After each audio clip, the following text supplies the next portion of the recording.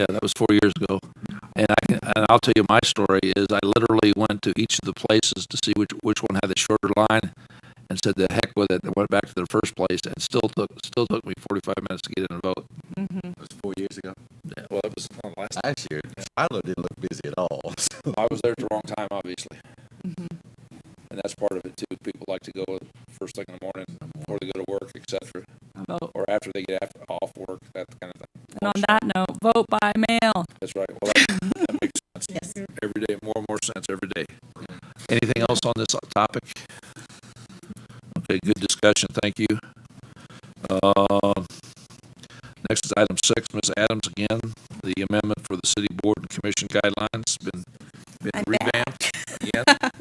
Mayor Mueller, members of council, if you've had a chance to leaf through the proposed commission guidelines, what I have done is pulled out from the regulatory commission section, the general rules that apply towards the commissions that are now considered non-regulatory and will be attached to the city manager's office and city departments.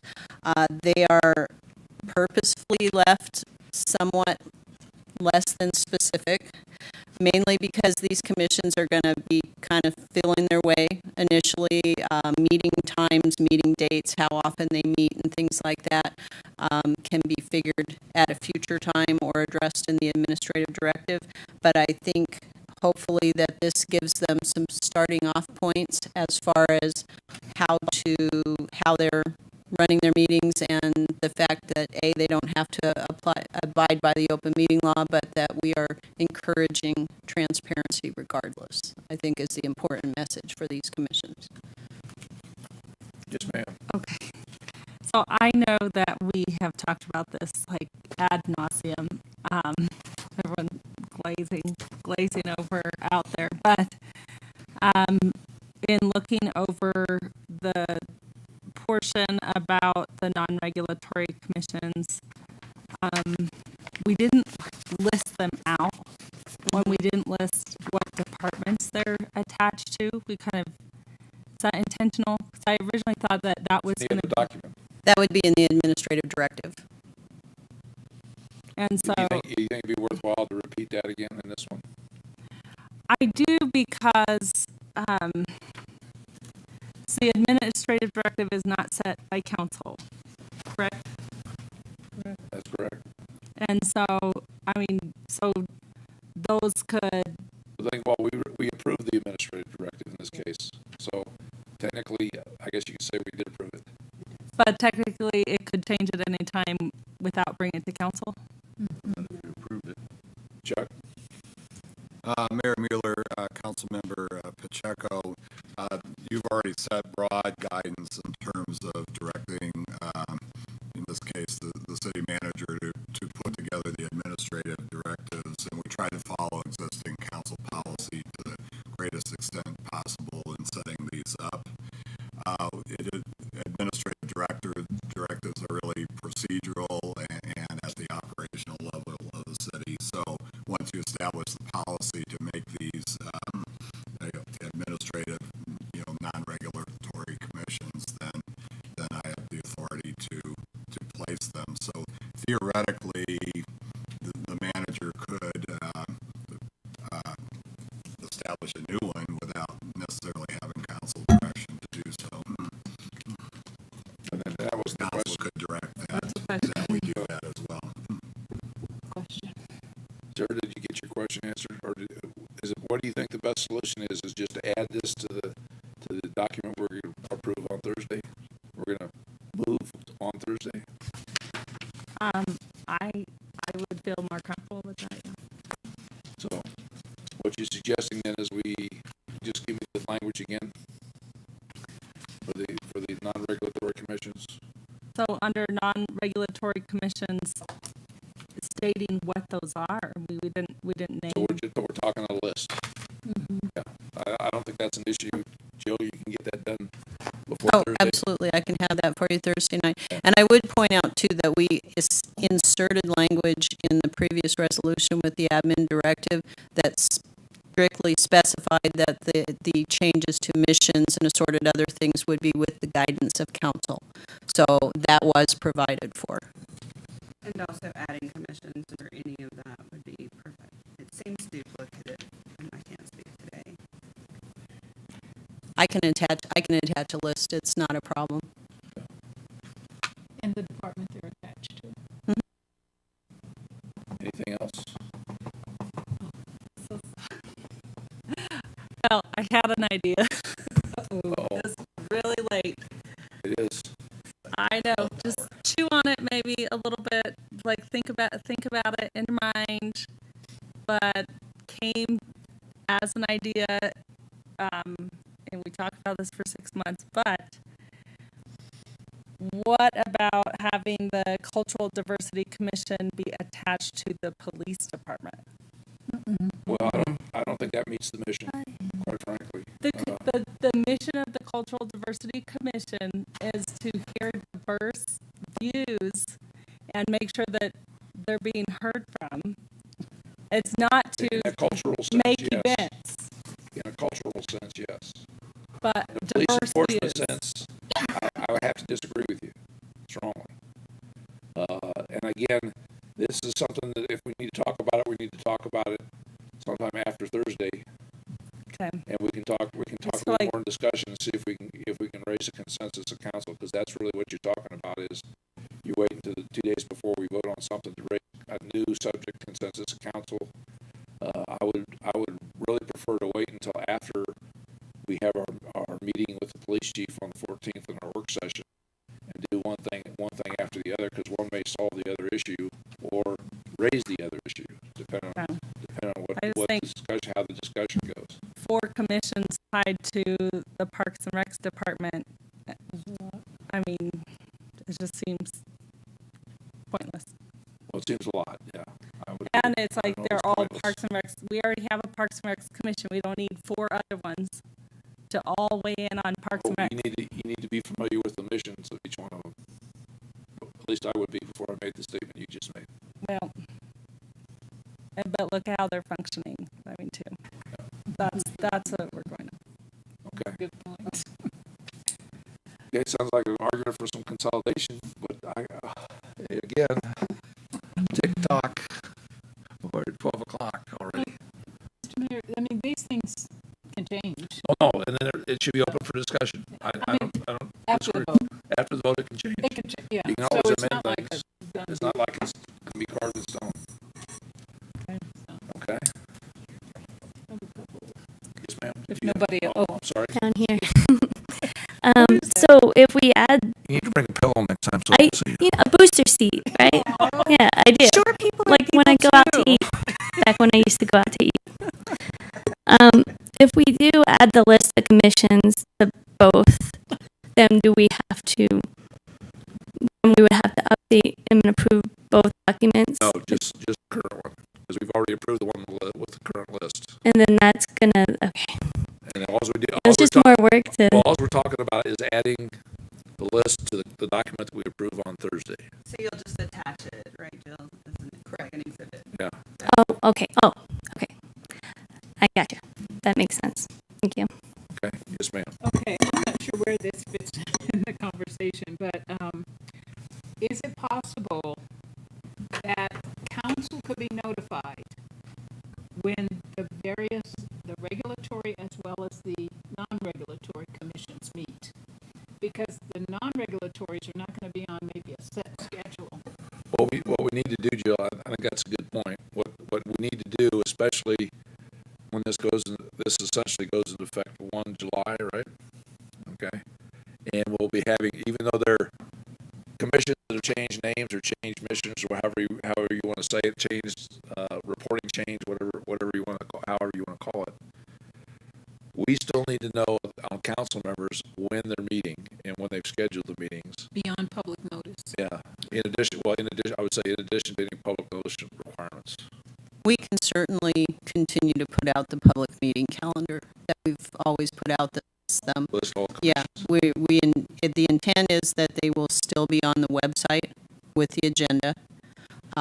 But because they'll have to notify us so that we put it on the website. We can maintain a meeting calendar as well. It'll still be a lot shorter than it is now if they do end up meeting quarterly or bi-monthly or anything like that.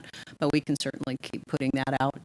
We would do it, the regulatory ones will continue on as they always have. So we can continue to add the non-regulatory meetings as well. And Mr. Mayor will continue to post them as well as, and certainly in the executive report, if we know when the next meeting date and time are going to be, we'll certainly have those included as well. And NPO is on that, and IDA, and Those are not commissions. those are they're not regulatory commissions. Not commissions. Not city commissions are separate organizations. So can we be notified when they meet? I mean, I would like to be notified when The they MPO it sets its own times and dates and we have to ask public them notification. let Yeah, us know. yeah. That guy who's the chair is a pain in the you know what. If we have advance notice, we can get them on the calendar. A lot of times the IDA schedules last minute, day or two in advance. The MPO generally meets once a year, Well, the but MPO, we can certainly try and get them on the calendar. MPO usually meets once every other month rather. Oh, I'm sorry, I was thinking the MPC. Sorry, different You one. talking MPC or MPO? NPC. Okay, I was talking MPO. So MPC would be on the comments calendar. about the chairman are not in effect. I'll issue no policy. I'll issue no policy. Just on the IDA, they did set a schedule for, the second Tuesday or Wednesday of every other month. That's in my calendar, but due to COVID, they have not been meeting, so possibly July, but probably not till August. Second Tuesday, that's when we're on. Yes, it's at 2:00, so it'll be fun times.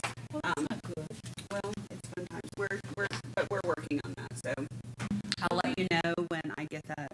So we have a representative on that That's me. Liaison. group, a liaison, but they have no responsibility to the city whatsoever, All we do is all the city's responsibility is to appoint them which is interesting.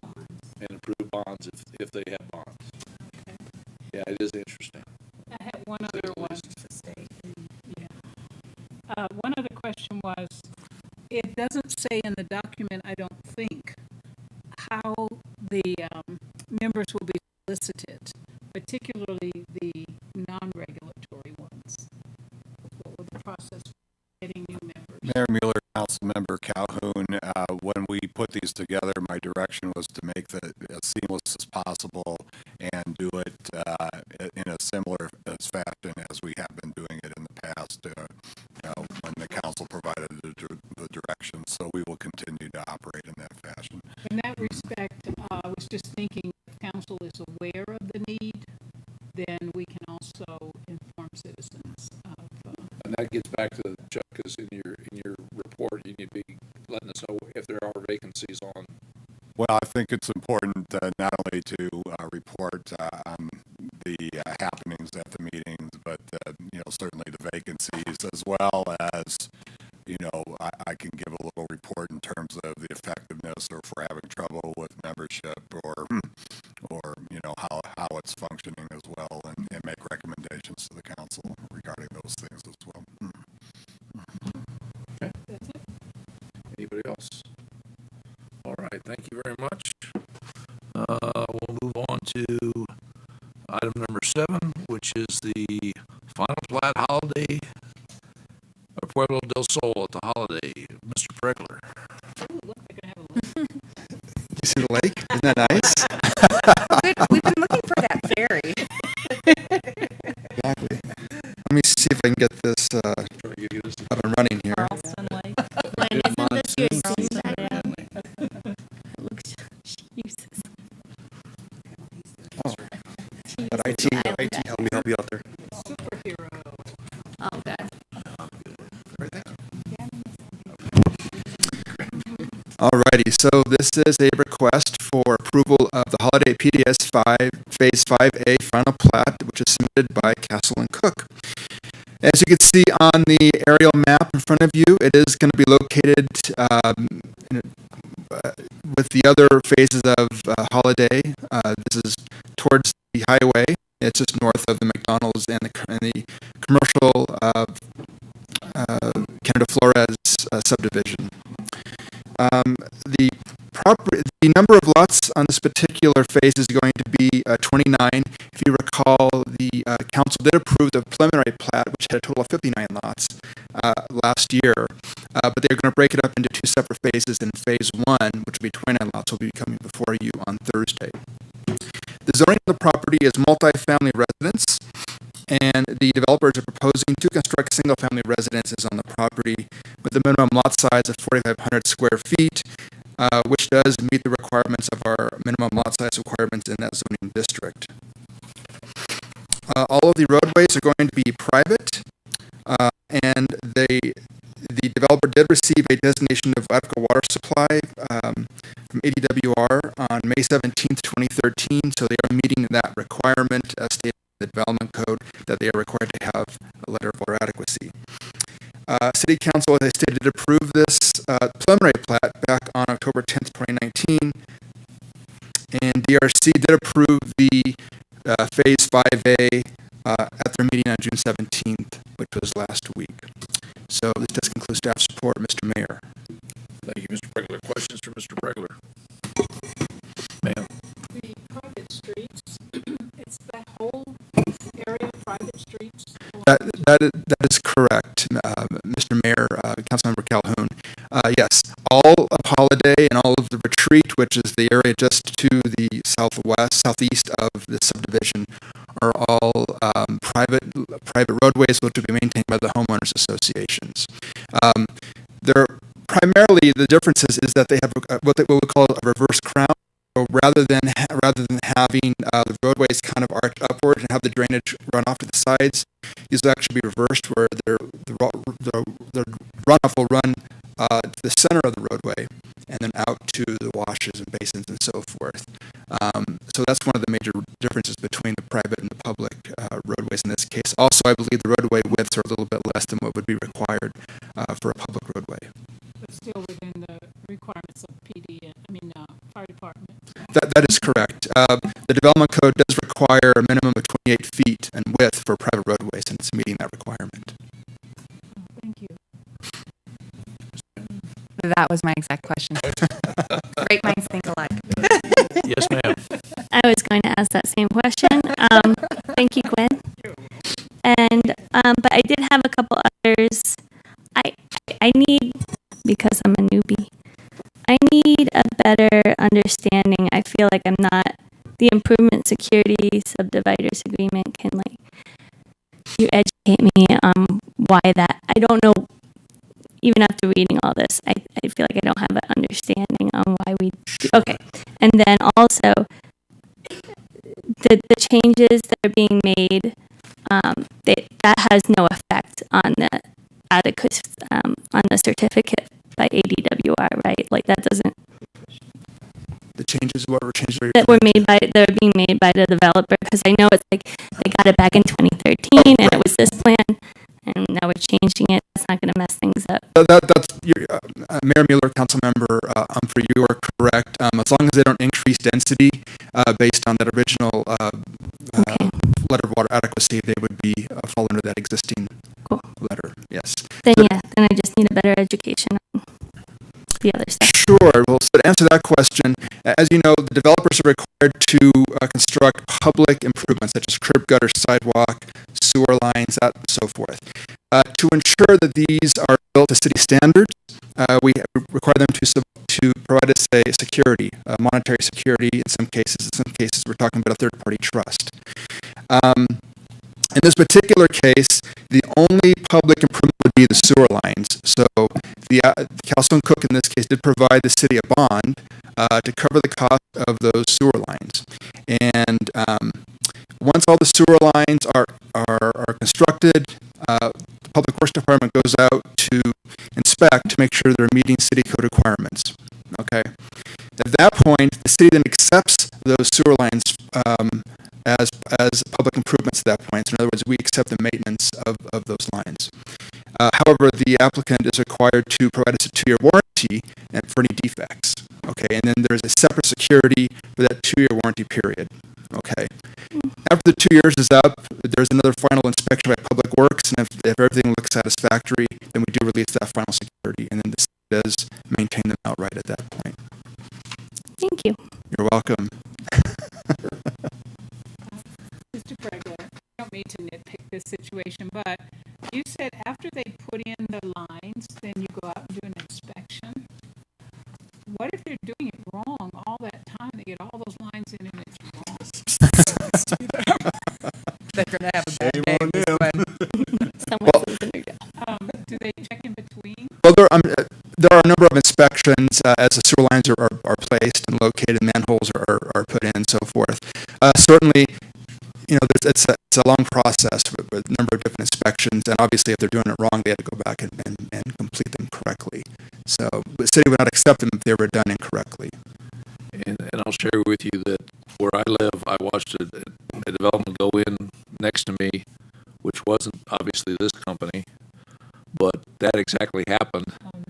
And they were caught by the contracting supervisor, and he was not a real happy camper because that's big bucks.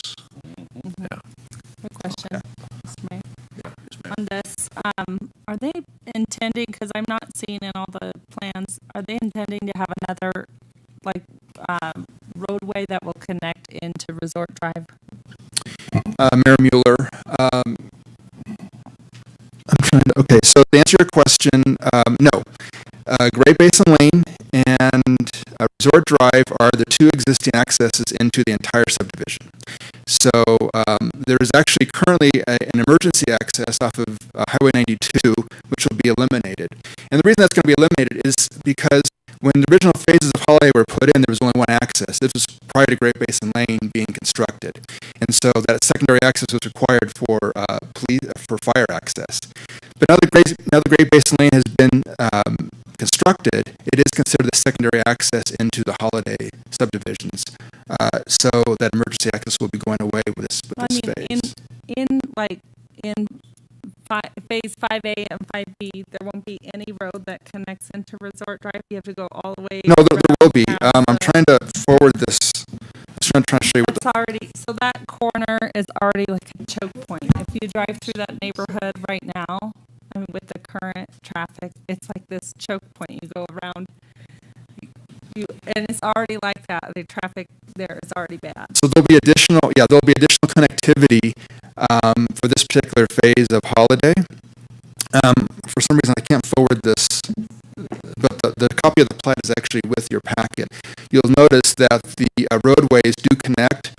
Great Basin Lane does go connect to the roadways. As you see, the perimeter roadway, it all connects. It's all interconnected roadways, and there's do you have it in front of you?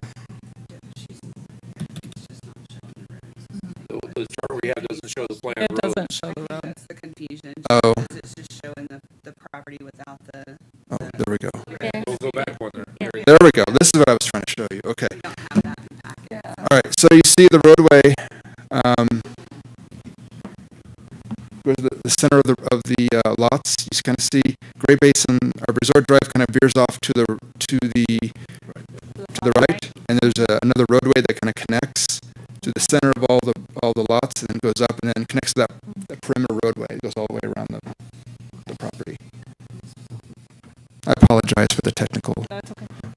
That's why I was wondering. I was gonna say, 'cause that, when you go around that corner I have friends that live in that area, and it's like this, I don't know, it's a choke point, and everyone parks on the street, and so it's like you're trying to get in there anyways.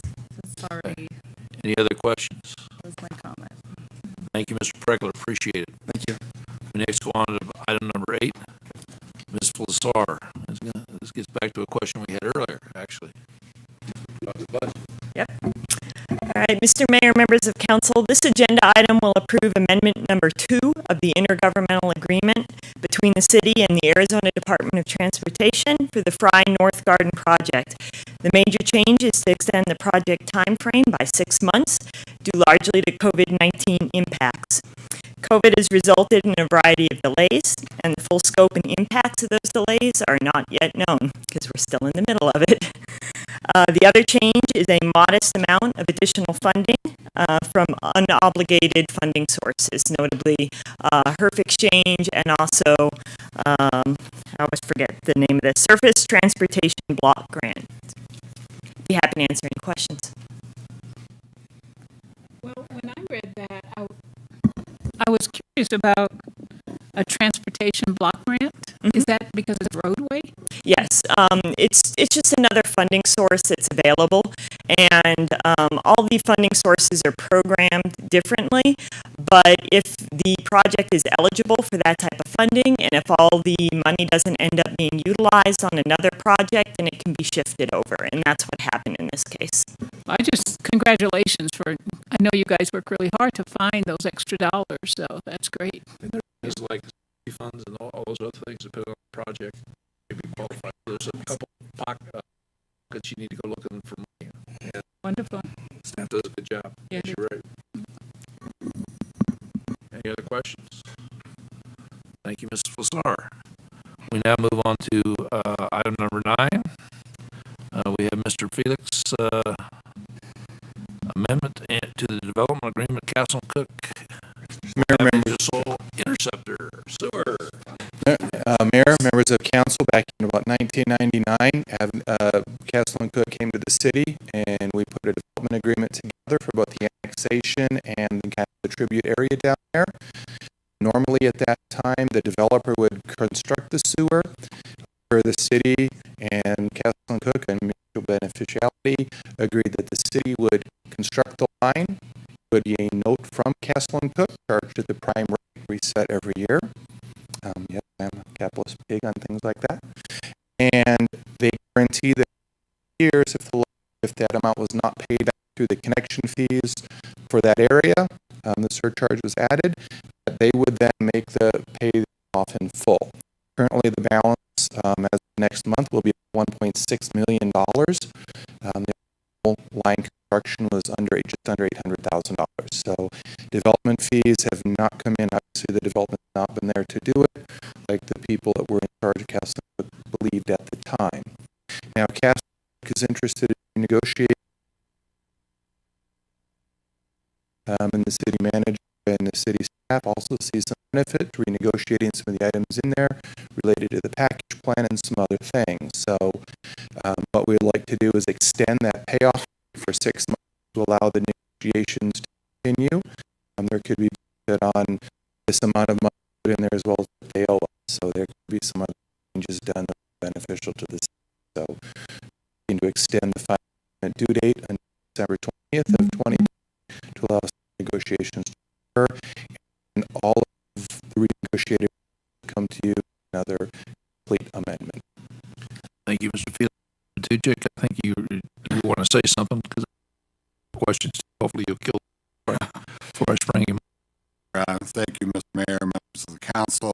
We're currently negotiating with Castle and Cook the changes, the development agreement, and the tribute specific master plan, as we've discussed before, and I believe it's in your plan as well. So those negotiations are ongoing. I think it probably will take, another 6 months to a year to finish those negotiations. Longer for the big plan, but an agreement I think can be renegotiated within the next 6 months. Of course, interest keeps accruing during that time. Castle and Cook is relatively anxious about the amount of money that they owe the city, but I find that beneficial in our discussions with them. Okay, so I was going to ask you how you thought it was going to go, and I think he just answered that. So yeah, I appreciate that. So I think it's to both parties a benefit to do this. We've talked about a number of ways this could be refinanced or paid off over time, and certainly there's some things we're interested in that Castle and Cook holds in the existing agreements that I think would be beneficial for the city to have renegotiated. So we're working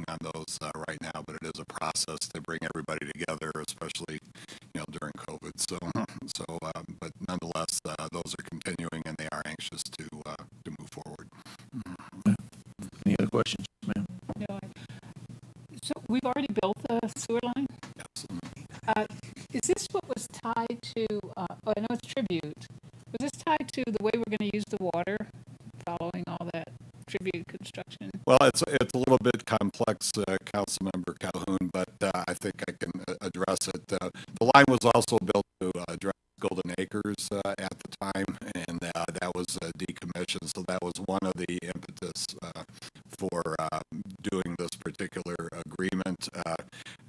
Golden Acres had its own sewer ponds at the time, and really they needed to be decommissioned, and the extension of the sewer line allowed that to occur. So there's separate agreements with Golden Acres on that. The current plan calls for a package treatment plant on Castle and Cook's property. It also called for treated effluent to then be pumped uphill and used on the golf course to supplant the groundwater usage for watering the golf course. Through the years, Castle and Cook has done a much better job working with entities like the Cochise Water Project to put in sensors and cut down the amount of water that they're using from groundwater to water the golf course. And looking at the numbers, it doesn't seem to make sense to have the expense of an added sewer plant on that property when it appears that the future expansion of our current plant would be sufficient to handle the effluent generated from the tribute. So there's a lot involved in this, and those are the types of things we're discussing with Castle and Cook right now. In addition to supporting what needs to happen at Golden Acres, though, it will also support tribute. Absolutely, yes. Okay. Any other questions? Thank you, gentlemen. Appreciate it. We now go on to item number 10, second amendment to the MPO intergovernmental agreement. Ms. Yarborough. Thank you, Mr. Mayor. So back in 2019, it was determined by mutual agreement between the city and the MPO that we could improve upon the existing intergovernmental agreement by better specifying some terms and conditions and by improving some of the practices that were in place. And so although there are a lot of changes overall in the amendments that are proposed to you this week, there's three major changes that is what I'm going to cover today briefly. So previously, the city was contributing $30,000 a year to the MPO as an in-kind match for MPO projects. And that required closely tracking the staff time that could be attributed to various services regarding MPO work. It also included the value of some of the site services, such as providing office space and some other services. But those services really weren't clearly defined in some cases, and the value of those services were not clearly defined. And so in some years, that $30,000 for projects exceeded the amount needed for the match for some of the projects. But because the value was in kind, if there was any excess value in some years, that excess value was lost. And so one of the proposed amendments changes our contribution to a match paid in cash to the MPO based on the specific projects that are in the MPO's work plan for the following year. So it should be an exact amount based on the actual projects again. But if there's any excess that is left over at the end of the year due to any number of variables like a change in construction costs or something along those lines, that excess value could then carry over to the next year and be used to apply to match the following year, which would not happen under the current agreement. So that's number one of the major changes. So along the lines of being more specific about what was being paid for and so on, the other thing we changed was the cost of the office rental paid to the city of Sierra Vista, since we were no longer including that as an in-kind match. And so economic development evaluated what the average cost per square foot was of commercial real estate in Sierra Vista, and the average per square foot per year cost for Class B space in Sierra Vista was determined to be $14 a year per square foot. So that is what was applied to the cost of square footage used by the MPO, and they're using 340 square feet in the Public Works Administrative Building. And so that worked out to an annual rate of $4,760 because that is $14 per square foot per year. Can we get ready for a question? Go ahead. I don't mean this to be funny, but why is it considered Class B rental? I mean, it's a nice building. Of course, Mayor Pro Tem. Terms. Does that mean it's not as good as some Class other? C. Yes, Class A would be in a Phoenix skyscraper. I see. Okay. I thought you meant condition. Councilmember Calhoun, Class A would be very fancy. We're acceptable, but we're not quite fancy. Okay, got it. Class C. Okay, I thought it referred to the condition, but I didn't think that building had reached it. And Class D is dumpy. That makes it easy to remember. So it's beautiful but not exotic. There you go. That's the B. So the next major change was because we're no longer, the city staff are still providing many services to the MPO. And so since that was no longer under an in-kind match, the method for calculating the cost of providing administrative services is being changed to what's called a 10% indirect cost de minimis method. And what that is basically a federally accepted method for assessing appropriate administrative costs. And the way we go about that, we get to stop tracking every hour specifically that staff spend and assessing an hourly rate per hour for all time. So it saves staff time, it's much more efficient, and we'll simply deduct a flat 10% from all actual monthly expenditures that cover financial services, procurement, IT, HR works, and other miscellaneous services like legal review, auditing, providing mail, website hosting, etc. So what those numbers work out to, and this was covered in your budget, and I briefly talked over it last Tuesday, but what it is specifically, the city has budgeted $50,345 for its match for next year. The revenue for the 10% de minimis site services will be $68,663, and then rental income will be $4,760. If there are any questions, I'm happy to take them at this time. I just want to make a comment. The other change, as the MPO board,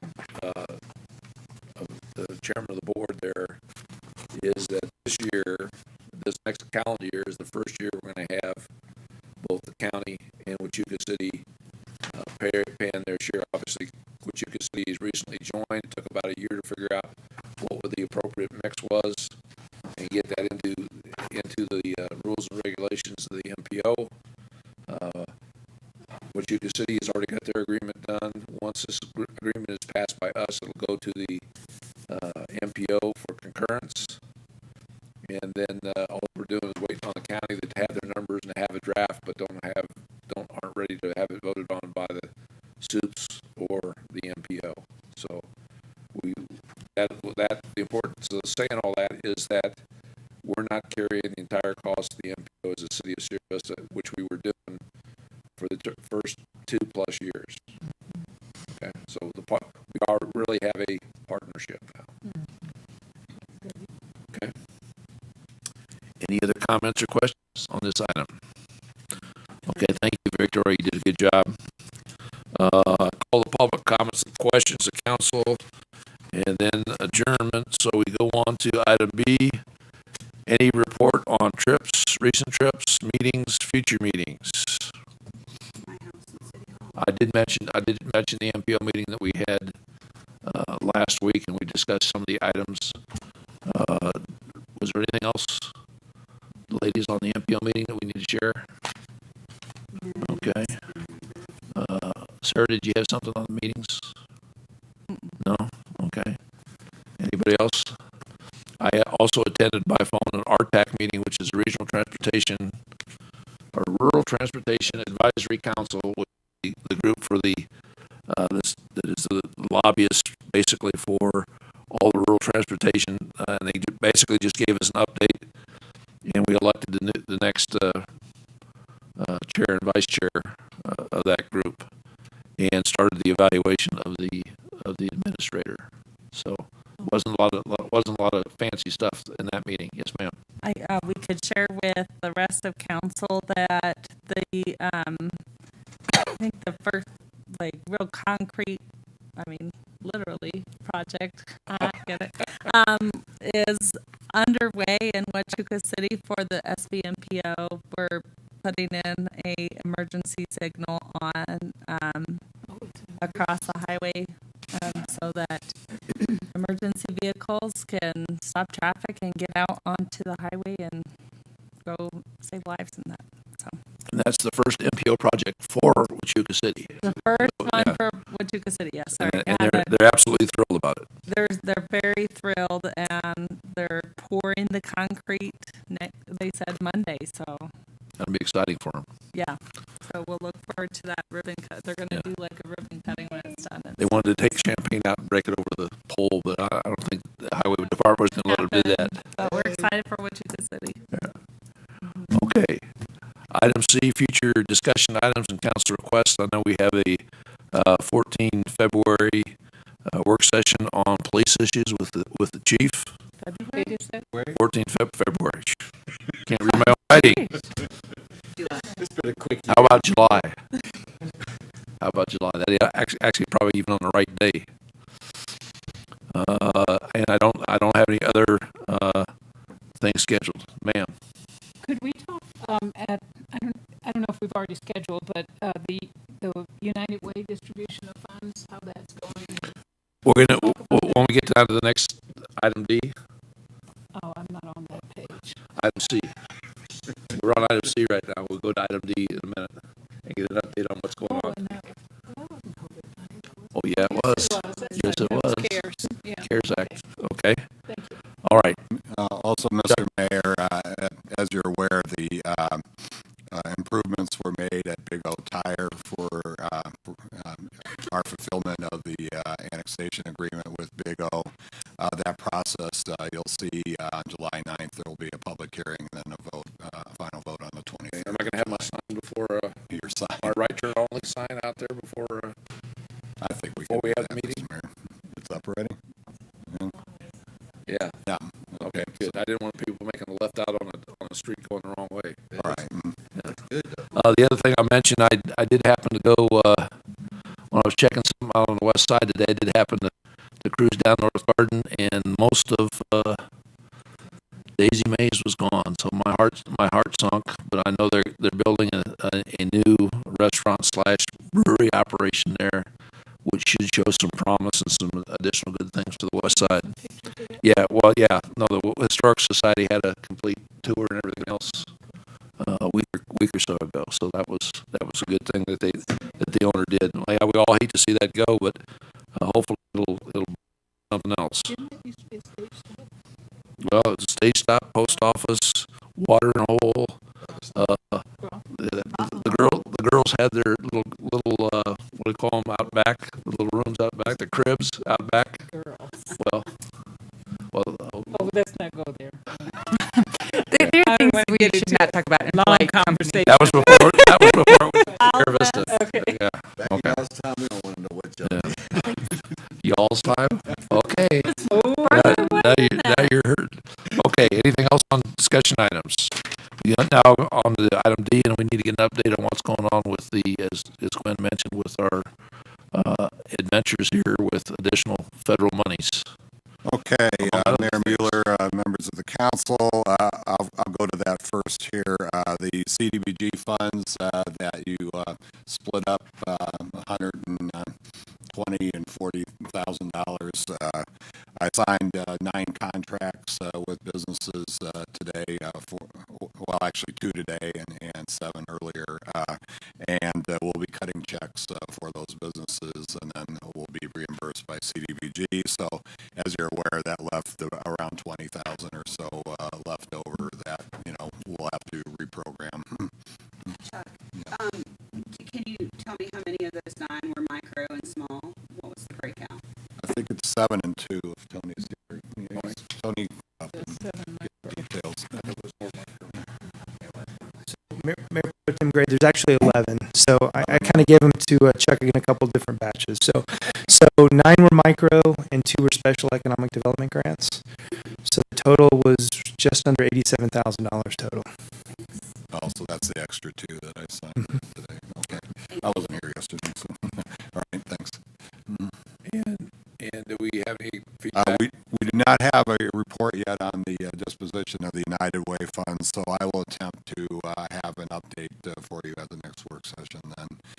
So hopefully those are getting out there, but we'll get with the what numbers we can provide to you at that time. So, Chuck, did we have any guidelines to United Way, or were they free to distribute that in their way? no, we had guidelines associated with that. Matt, you want to get the highlights? Yeah, we have an agreement with them. So. Good afternoon. So yeah, through the agreement, we are going to be distributing the funds in 4 equal installments. And the first performance report is due July 15th, and that will detail how the money was spent. And we will share that with council as soon as it's received. Thank you. Okay. What does it mean to reprogram the funds? Well, what we have to determine is I'm waiting for the report on the United Way to see what the effectiveness of that program is. So you can either reprogram the funds, and put it out to more businesses. So we would then re-advertise and try to take more applications in for those funds for either businesses or micro businesses, or you could choose to reprogram the funds towards the United Way contract. So I'd like to have a little bit more information before making a recommendation to you on that, but that's a council decision at that point.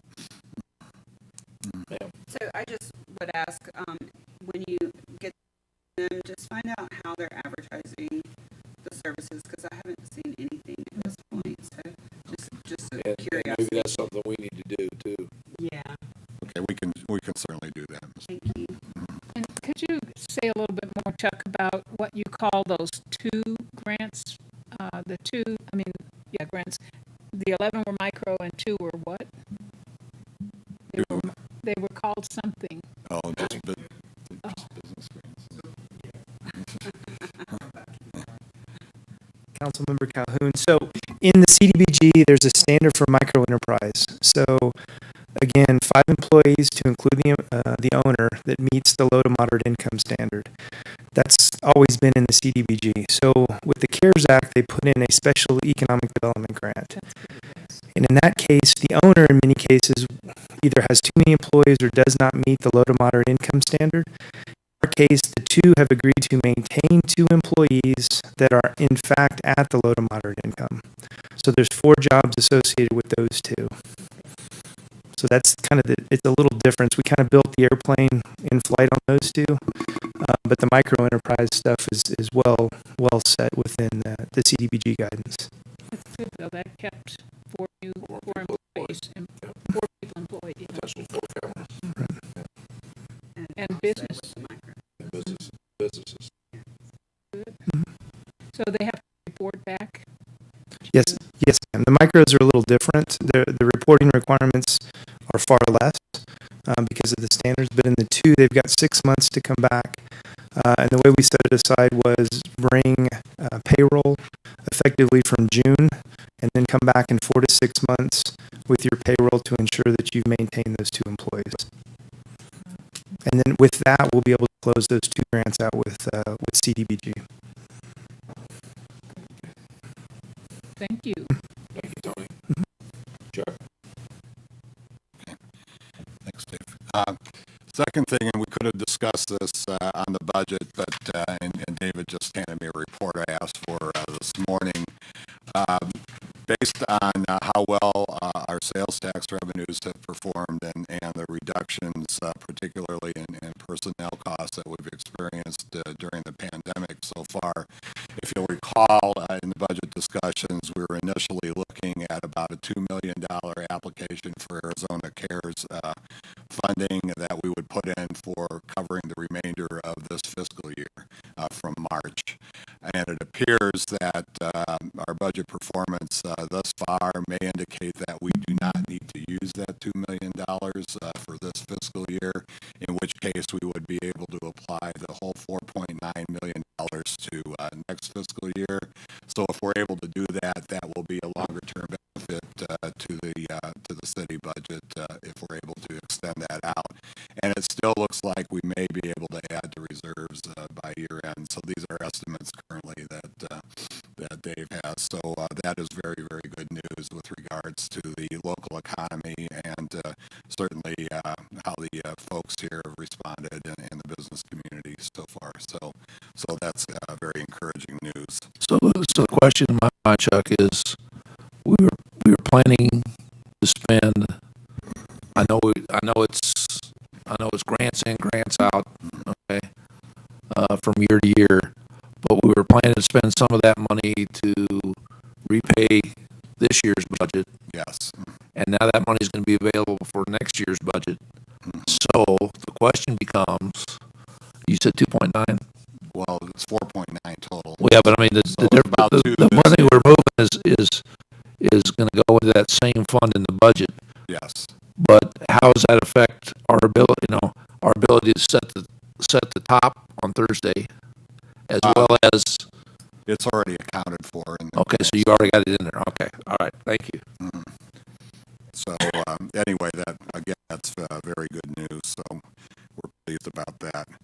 Okay, moving on to more specific COVID-related items. As you recall, we opened the lobbies up again on June 15th, which was prior to the governor's latest executive order. So our lobbies are open. We were also able to reopen the Cove. That was the good news on Monday. On Wednesday, we received news that a water main had broken that supplied water to the Cove, and we had to close it again. Looks like our insurance will cover that, so that's good. It's a very expensive fix, but nonetheless, it looks like we'll be able to reopen maybe later this week if possible. So they were able to get on that very quickly, and we were able to secure a contractor right away. So we have that going on. So we do have the lobbies open. Library is still closed, and all the main buildings are still closed. We still have many employees that are working from home, and that will probably continue for the foreseeable future. With regards to the numbers, the county is not only updating the zip code information on Mondays. We only get that once a week. Chief Thrasher sent me these numbers, and the chief is here and can help me if there's been any changes. So the county, as of yesterday, had 425 confirmed cases, 139 recovered with 6 deaths, and 280 active cases. The total caseload count went up to 435 today. By zip code, our 85635 zip code has 19 active cases, and 85650 has 14. So those numbers have actually gone down in terms of active cases here recently. So I wish they were updating that more frequently so we would have more up-to-date information, but that is where we're at. Clearly, the numbers indicate that the Douglas area has seen a surge in cases over the past few weeks, and that seems to be continuing. The age demographic appears to be in the under 40 age group in the Douglas area. So we'll be watching that very closely, and hopefully more work can be done there to try and contain the spread in the Douglas area. And that's all I have right now. Thank you, Mr. Mayor. Yeah, I just want to say something. I've talked to a number of people who are concerned about capacity of our medical facilities. I've talked with the hospital folks. I've talked with separate doctors independently. I think you mentioned that you talked to a couple other doctors.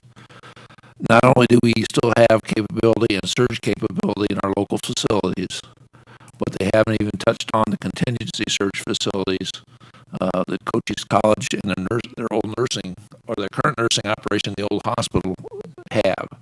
So locally, we're in pretty good shape as far as surge capacity. And for whatever reason, people are listening to the Phoenix area news and other newses and assuming that what's going on in Phoenix is going on in Sierra Vista, and that's a challenge. Yeah, we're not even sure that's happening in And Phoenix. we're not sure that's happening in Phoenix. That's right. We're not sure that there's a surge going on in Phoenix, but that there's a capacity issue. The state health department tells us every time they're on the TV there isn't one, but the rumor is there's a problem. So it's what people choose to believe. Chuck, do you have anything else on the report?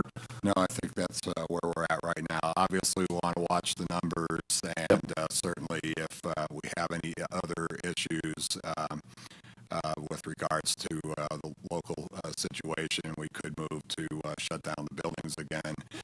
We have had 2 employees that had tested positive throughout the whole event.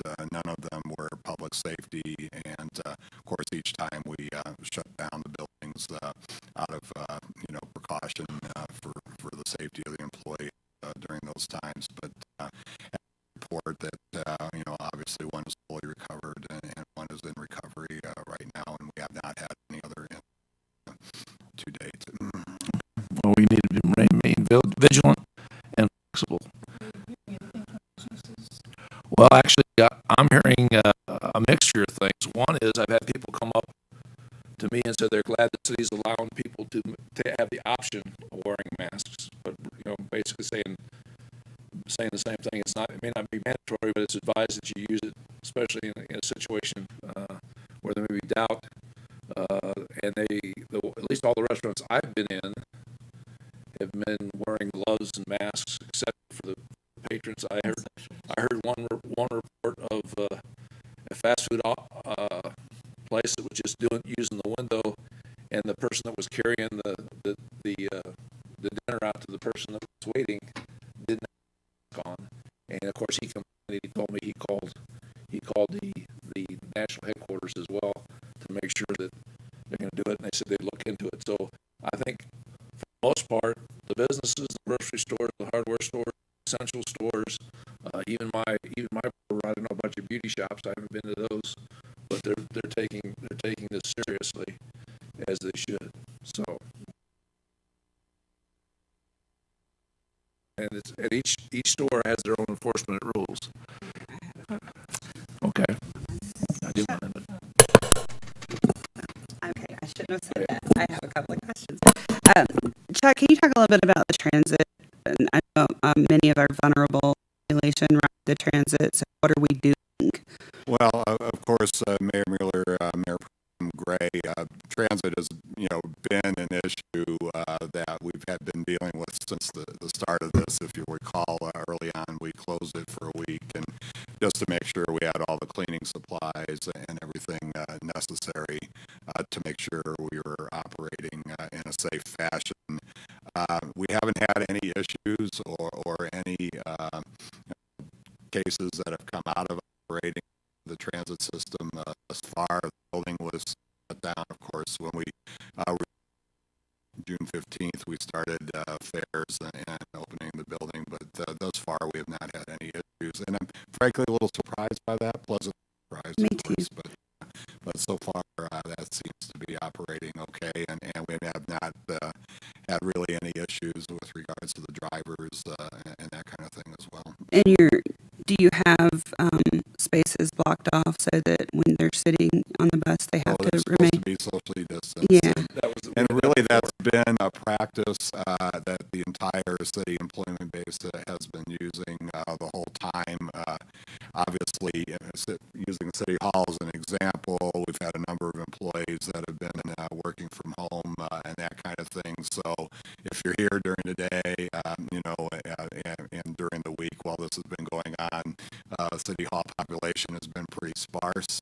We have learned how to socially distance ourselves with regards to our own meetings, and we try to use best practices, as appropriate. So I think that has really helped, and we've learned how to live with each other all this time, and I think that I believe that's going on in the other buildings as well.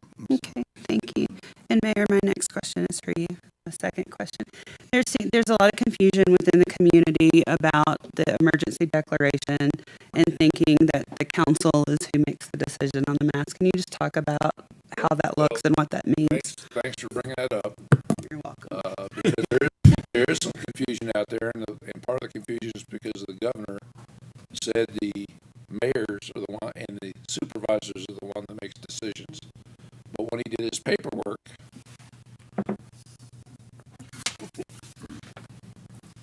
his executive order 2020-40, paragraph, the way he's got his nows and wherefores and heretofores, top of the third page, paragraph 4. Notwithstanding directives of Executive Order 2020-36, Stay Healthy, Return Smarter, Return Stronger regarding Arizona Revised Statute 26-203, a county, city, or town may, based on conditions in its jurisdiction, adopt policies regarding the wearing of face coverings in public for the purposes of to mitigating the spread of COVID-19. So he doesn't specifically say mayors or county supervisors or even county, commissions, that's on it, the county board of supervisors or mayors. But the assumption is, and the way I read this, since the governor said mayors, he's talking about mayors. In an emergency declaration situation, it is the mayor, correct? Exactly correct.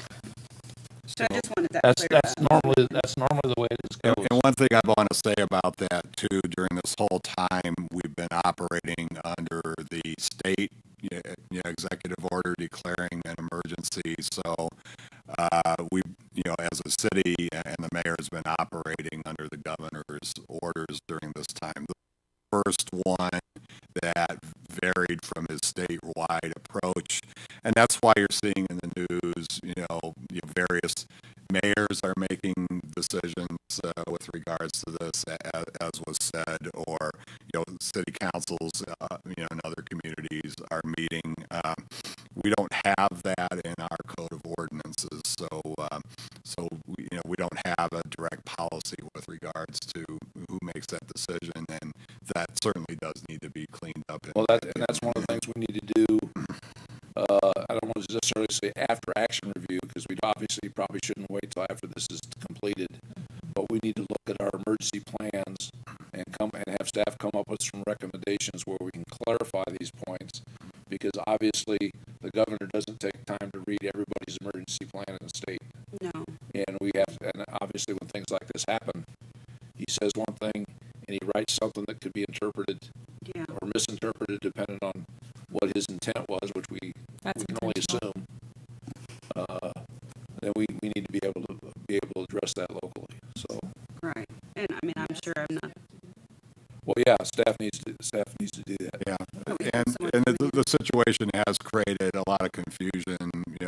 Probably not only locally but statewide, because everybody's doing different things, and I think the public rightfully is confused about some of that. Absolutely. I wish he hadn't have done what he did. I think the approach. We all wish that he hadn't have done what he did.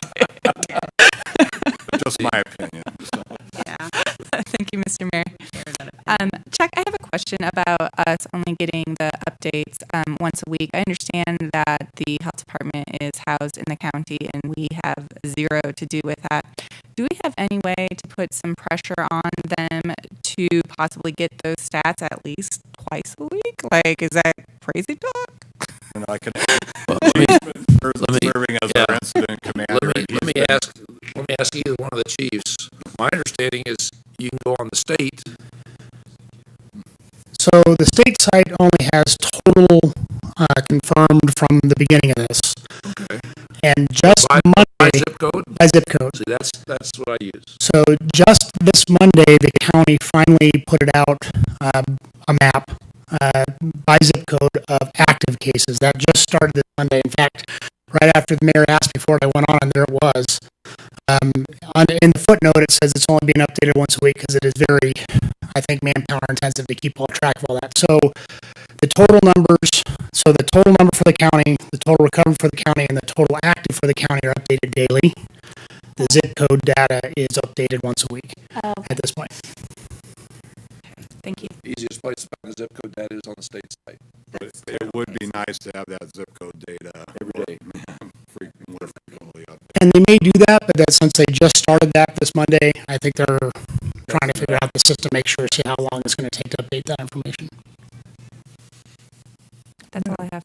And one more, I saw where Chiricahua had actually run out of money to do any more testing. Is anybody picking that up? Well, this was a concern I answered today from a constituent. You need to understand that the reason Chiricahua had the money for the blitz was that just that it was a blitz, and the intent was basically to cover. Since there was a time where we had basically almost no testing capability and almost no tests, the blitz was designed to try to catch up on that. And the idea was we catch up on that, and by the time they finished, which is just recently, there should be adequate number of tests and testing facilities for people to get through their normal medical channels, whether it's a clinic, a hospital, their doctor's office, etc. So the tests are available, the testing is available now, and I would think the only time the federal government or the state government would put up more money for testing blitz is if there was a large problem or there was a problem with getting people tested. So do we know all those different sites? I mean, a doctor's office is one thing, but are there actual clinics doing that? Well, your primary care clinics would do it, and your primary care doctor.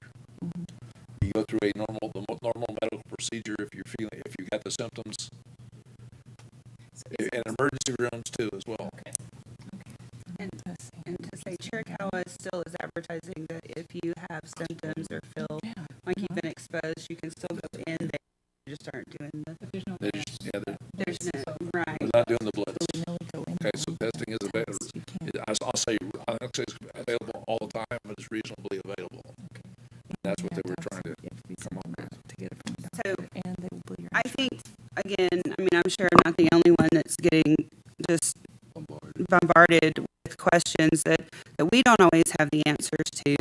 But I would ask that, and I know our staff is more than capable of doing this, is just taking and putting out even more of the information from reliable sources to try to get the community to understand what's going on, because there's a lot of information out there. I'll share with you that I think I did this in an email. I don't know if it's been posted yet, but I haven't seen it. But the county, in the meeting on Friday that I attended, committed to do another PSA, public service announcement campaign around this issue, do it around the county on a number of things, masking, social distancing, stay at home, all the other things that you need to do to be able to do this, as well as give updates. And I don't think Amanda has got that rolled out yet. Probably not, but I have seen that's a coming. couple. Okay. That's coming, I'm told. Okay, that'll help. And That'll I'm help. sure we'll share it And out. again, council members, I know we talk to people, and I know our leaders out here talk to people, and people will share their concerns with you. And please take the time to share what you know with them. And also, I'm a resource for you too. I may know some things or other things that I haven't been able to put out yet. So council members, come talk to me as well.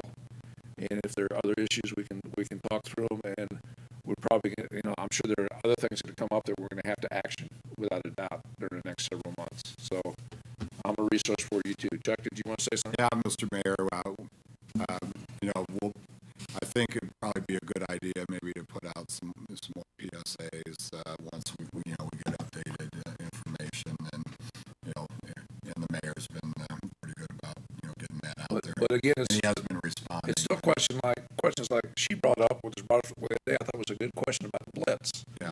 People don't understand the way things work together, and that causes anxiety and questions in the public's mind, and makes them worry unnecessarily. In this case, we may find something where they should be worrying. And believe me, I'm doing more than my share right now of worrying. And can you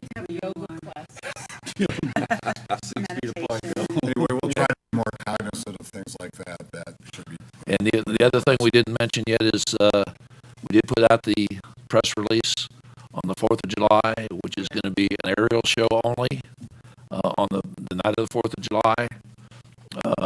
And it should be a nice show. They're working on getting it televised or sound or broadcast on the radio live and a few other things. So there'll be some unique things, but we won't have the traditional in the park, everybody having fun and the 50-gun salute and all that stuff to fly over by the aircraft as long as we got it canceled. I think we got it canceled. So it'll be a different 4th of July this year, but we're still going to celebrate. Man. Can I talk a little bit? Just a little bit. I won't talk too long. I just, okay. I have been like chewing on this for a little bit, but so I just want to clarify.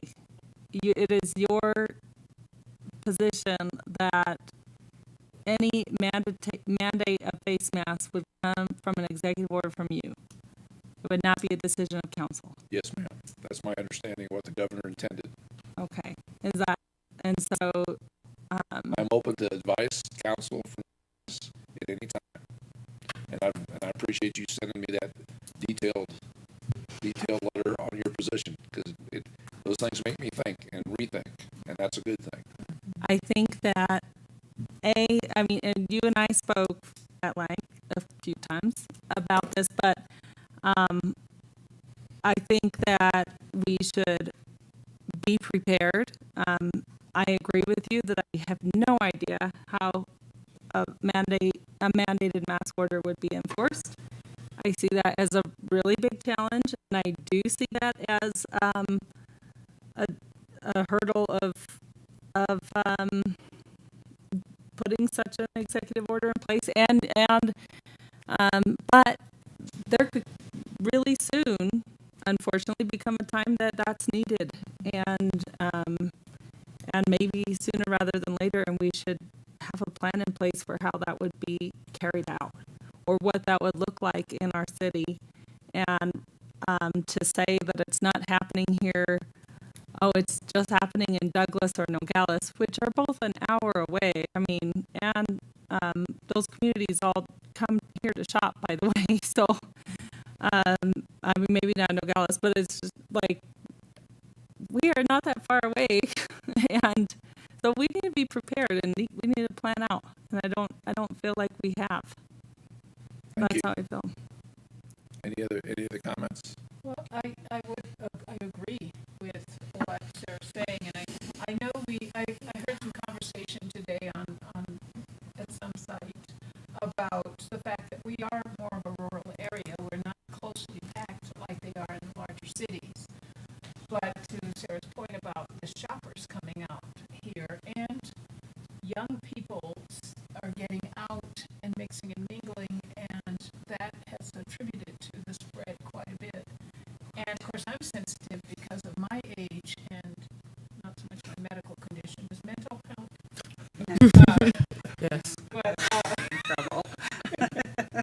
I truly, I feel what Sarah's saying is close to home about being prepared for this, what may happen next.